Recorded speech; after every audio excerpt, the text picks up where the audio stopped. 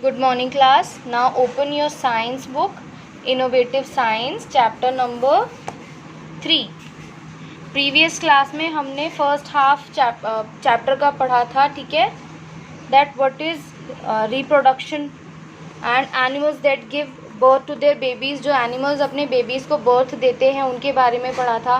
Mammals कौन होते हैं उनके बारे में पढ़ा था. And care of the young, और जो मैमल्स होते हैं वो अपने यंग वंस की केयर कैसे करते हैं वो हमने प्रीवियस क्लास में रिवाइज किया था, ठीक है.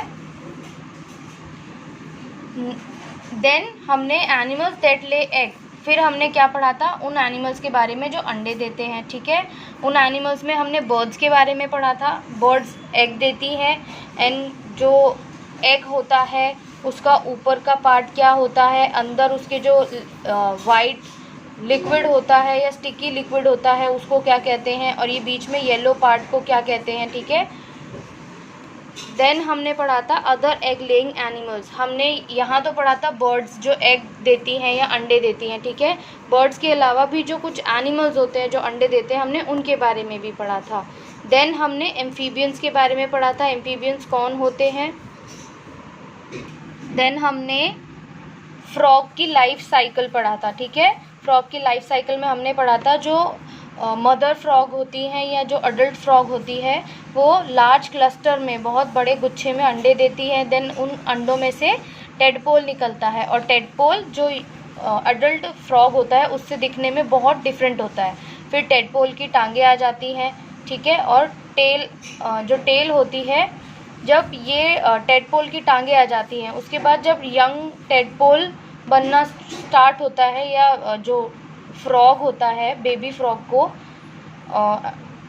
फ्रॉगलेट भी कहते हैं, ठीक है. ये तो हुआ एग में से जब निकलता है तो इसको तो टेडपोल कहते हैं. लेकिन जो यंग फ्रॉग होता है ये होता है अडल्ट फ्रॉग. जो यंग फ्रॉग होता है इसे कहते हैं फ्रॉगलेट, ठीक है. तो फ्रॉग जब ये टेडपोल जिसकी टांगें आ चुकी होती है जब ये फ्रॉगलेट में चेंज होता है तो इसकी टेल छोटी होने लगती है, ठीक है. तो हमने ये पढ़ा था. And now we will start the new topic, fish. A fish lays thousands of eggs in water. जो fish होती है वो पानी में हज़ारों अंडे देती है. Out of these only a few hundred grow into adult fish. और जो ये हज़ारों अंडे देती है fish पानी में उनमें से कुछ 100 ही बचते हैं जो adult fish बन पाते हैं, ठीक है. Many eggs and baby fish become the food of other water animals and water birds.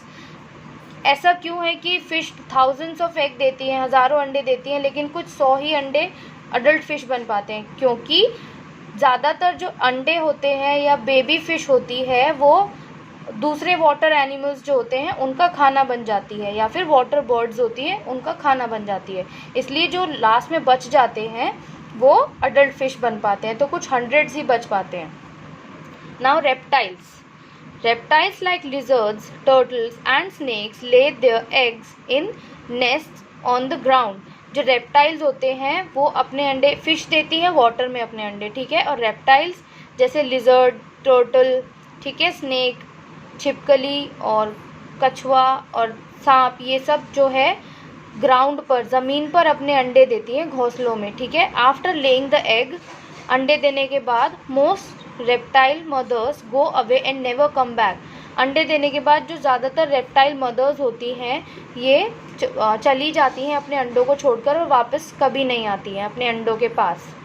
The eggs are warmed by the heat of the sun and not protected by the parents. और क्योंकि egg में जो baby होता है उसको grow करने में और प्रॉपर बेबी बनने में हीट वार्म रखना बहुत ज़रूरी होता है एग को. जैसे कि हमने बर्ड्स वाला पार्ट पढ़ा था उसमें जो मम्मा बर्ड होती है वो क्या करती है एग के ऊपर बैठ जाती है एग को वार्म रखने के लिए, ताकि उसमें जो बेबी बर्ड है वो बन सके एग के अंदर, ठीक है. और ऐसा ही है रेप्टाइल के एग के साथ, एग को वार्म रखना बहुत ज़रूरी है. लेकिन जो मदर है, रेप्टाइल मदर होती है, वो चली जाती है अपने अंडों को छोड़कर, तो वो अंडे वार्म किससे रहते हैं, सन की हीट से, सूरज की जो गर्मी होती है उसकी हीट से अंडे वार्म रहते हैं और उनको उनके पेरेंट्स जो अंडे जिन रेप्टाइल्स के होते हैं वो उनको प्रोटेक्ट नहीं करते, ठीक है। रेप्टाइल अपने अंडों को प्रोटेक्ट नहीं करते, वो बस ज़मीन पर नेस्ट में अपने अंडे देकर उन्हें छोड़कर चले जाते हैं। Many young reptiles end up as meal of other animals and birds. और जैसा फिशेस के साथ होता है ऐसा ही यंग जो रेप्टाइल्स होते हैं, बेबी रेप्टाइल्स होते हैं, उनके साथ भी होता है। क्योंकि उनको प्रोटेक्ट करने के लिए उनके पेरेंट्स उनके पास नहीं होते, तो ज़्यादातर जो यंग रेप्टाइल होते हैं वो दूसरे बड़े एनिमल्स एंड बर्ड्स का खाना बन जाते हैं, ठीक है। नाउ इंसेक्ट्स मतलब कीड़े मकोड़े, ठीक है। Insects like butterflies, cockroaches and, ये फाइल्स आपकी बुक में गलत लिखा है, ये फ्लाइज है, ठीक है। ऑल्सो ले एग। बटरफ्लाई, कॉकरोच जैसे जो कीड़े हैं ये भी क्या देते हैं, अंडे देते हैं। Many insects undergo 4 stages in their life cycle. ज़्यादातर जो कीड़े होते हैं उनकी लाइफ साइकिल 4 स्टेजेस में कंप्लीट होती है।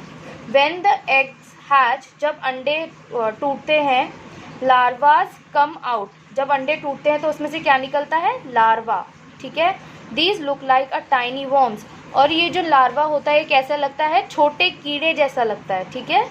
लार्वा छोटे कीड़े जैसा लगता है। जैसे आपकी बुक में यहाँ पर लाइफ साइकिल दिया हुआ है बटरफ्लाई का, एग में से जब हैच हुआ एग तो उसमें से लार्वा निकलता है, ये कैसा है, छोटे कीड़े जैसा है, ठीक है, टाइनी वर्म जैसा।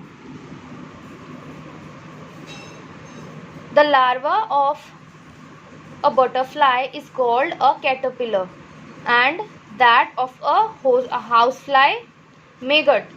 जो बटरफ्लाई होती है उसका जो लार्वा होता है उसको कहते हैं कैटरपिलर, और जो हाउस फ्लाई होती है उसके लार्वा को क्या कहते हैं, maggot. They are very small in size, ये जो लार्वा होते हैं ये साइज में बहुत छोटे होते हैं। They feed and become big and fat very rapidly, और जो ये लार्वा होते हैं ये लीव्स पे रहते हैं, लीव्स को खाते हैं, पत्तियों को खाते हैं और बहुत जल्दी बड़े और मोटे हो जाते हैं। After some time they make a cocoon around themselves, और कुछ टाइम के बाद ये जो लार्वा होते हैं जब ये ग्रो कर जाते हैं और बड़े हो जाते हैं बहुत जल्दी, तो उसके कुछ टाइम बाद वो अपने आसपास ककून फॉर्म कर लेते हैं, ककून बनाते हैं, ठीक है। This is their resting stage, और जब ये ककून अपने आसपास बना लेते हैं, जैसे कि आपकी बुक में देखिए, जब ककून बना लेते हैं ये इनकी रेस्टिंग स्टेज होती है। इस स्टेज में जो ये इंसेक्ट होते हैं ये रेस्ट करते हैं अपने ककून के अंदर, ठीक है। At this stage they are called pupa, और ये जो स्टेज होती है जिसमें ये ककून के अंदर होते हैं, रेस्टिंग स्टेज होती है, इसको कहते हैं प्यूपा, ठीक है। ये इस स्टेज में जो लार्वा होता है वो प्यूपा में चेंज हो जाता है। The pupa changes into a butterfly gradually, और धीरे धीरे जो प्यूपा होता है वो बटरफ्लाई में चेंज हो जाता है। Then the cocoon burst and the butterfly comes out, और उसके बाद जब वो लार्वा जो प्यूपा है वो बटरफ्लाई में धीरे धीरे चेंज हो जाता है, तो ककून टूटता है और उसमें से बटरफ्लाई बाहर आ जाती है, ठीक है। आपकी लाइफ साइकिल देखिए बटरफ्लाई की बुक में दी हुई है। पहले एग ले करती है, अडल्ट बटरफ्लाई जो होती है उसमें से हैच होते हैं लार्वा, लार्वा पत्तियां खाकर मोटे हो जाते हैं बहुत जल्दी और फैट हो जाते हैं। देन वो अपने आसपास ककून फॉर्म कर लेते हैं और ये इनका रेस्टिंग स्टेज होता है। इस स्टेज में जो लार्वा होते हैं प्यूपा में चेंज हो जाते हैं और ये प्यूपा ही अंदर बटरफ्लाई बनता है, और ये जब बटरफ्लाई बन जाता है तो ये ककून बर्स्ट होता है और इसमें से क्या निकलती है, बटरफ्लाई, ठीक है। Insect like grasshopper and cockroach have 3 stages in their life cycle। अभी हमने बटरफ्लाई एंड हाउस फ्लाई के बारे में पढ़ा, ठीक है। इनकी लाइफ साइकिल 4 स्टेजेस में कंप्लीट होती है जैसा आपकी बुक में भी दिया हुआ है, लेकिन कुछ कीड़े ऐसे होते हैं जिनकी लाइफ साइकिल 3 स्टेजेस में कंप्लीट होती है, ठीक है। उनमें कौन है, ग्रास हॉपर मीन्स टिड्डे, टिड्डे एंड कॉकरोच कुछ ऐसे कीड़े हैं जिनकी लाइफ साइकिल 3 स्टेजेस में कंप्लीट होती है। When the cockroach egg hatches the baby cockroach called the nymph comes out. जब जो एग होता है कॉकरोच का, वो कॉकरोच का एग हैच होता है तो उसमें से क्या निकलता है, बेबी कॉकरोच। वो बेबी कॉकरोच को क्या कहते हैं, निम्फ। ये कॉकरोच का एग आपकी बुक में देखिए लाइफ साइकिल दिया हुआ है। कॉकरोच का एग है, जब ये एग में से एग हैच होता है तो इसमें से बेबी कॉकरोच निकलता है और ये बेबी कॉकरोच को क्या कहते हैं, निम्फ, NYMPH। PH nymph, ठीक है।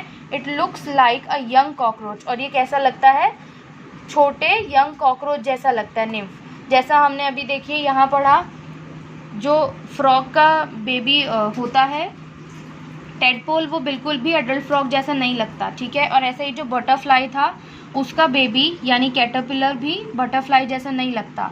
लेकिन कॉकरोच एंड ग्रासहॉपर के जैसे जो कीड़े होते हैं उनके जो बेबी होते हैं वो अपने कुछ कुछ अडल्ट जो उनका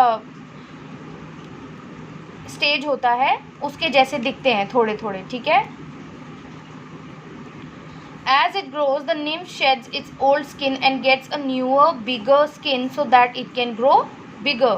और धीरे धीरे जैसे जो निम्फ है वो बड़ा होता है, ग्रो करता है, उसकी पुरानी स्किन वो छोड़ देता है और उसकी जगह नई और बड़ी स्किन मिलती है जिसमें वो ग्रो कर सकता है, ठीक है। This is called moulting. ये जो स्किन बेबी जो कॉकरोच होता है निम्फ, जब स्किन शेड करता है अपनी और उसको न्यू स्किन मिलती है, बड़ी और नई स्किन मिलती है जिसमें वो ग्रो करता है, तो इस स्किन शेडिंग प्रोसेस को क्या कहते हैं, मोल्टिंग, ठीक है। After moulting several times it becomes an adult cockroach. और ये जो प्रोसेस है स्किन शेड करके नई स्किन पाने का, ये एक बार नहीं होता है, ये कई बार होता है। ये कॉकरोच कई बार अपनी स्किन, न्यू स्किन इनको बड़ी मिलती है, उसमें ग्रो करते हैं, फिर जब वो स्किन उनको छोटी पड़ती है तो वो शेड कर देते हैं, उस स्किन को मोल्ट कर देते हैं और उसकी जगह नई और बड़ी स्किन मिलती है, ठीक है। और फिर कई बार मोल्टिंग के बाद वो अडल्ट कॉकरोच बन जाते हैं, ठीक है। Now let's quickly look at the revision. The process by which new living beings resembling their parents are produced is called reproduction. ये जो प्रोसेस होता है जिसमें जो लिविंग बीइंग अपने जैसे दिखने वाले बच्चों को प्रोड्यूस करते हैं, जन्म देते हैं, इस प्रोसेस को कहते हैं reproduction. Animals which give birth to their babies and then feed them on their milk are called mammals. और जो एनिमल्स अपने जैसे दिखने वाले बेबीज को बर्थ देते हैं और उनको अपना मिल्क फीड कराते हैं, ऐसे एनिमल्स को कहते हैं mammals. Mammals take care of their babies for a long time. जो मैमल्स होते हैं वो अपने बेबीज की केयर बहुत लंबे टाइम तक करते हैं। Animals like birds, amphibians, reptiles, fish and insects reproduce by laying egg. ये कुछ एनिमल्स जैसे बर्ड, एम्फीबियन, रेप्टाइल, फिश और कीड़े, इंसेक्ट जो होते हैं, ये सभी क्या देते हैं, अंडे देते हैं। The egg has a hard shell on the outside and inside the shell is the inside the shell is the albumin and the yolk।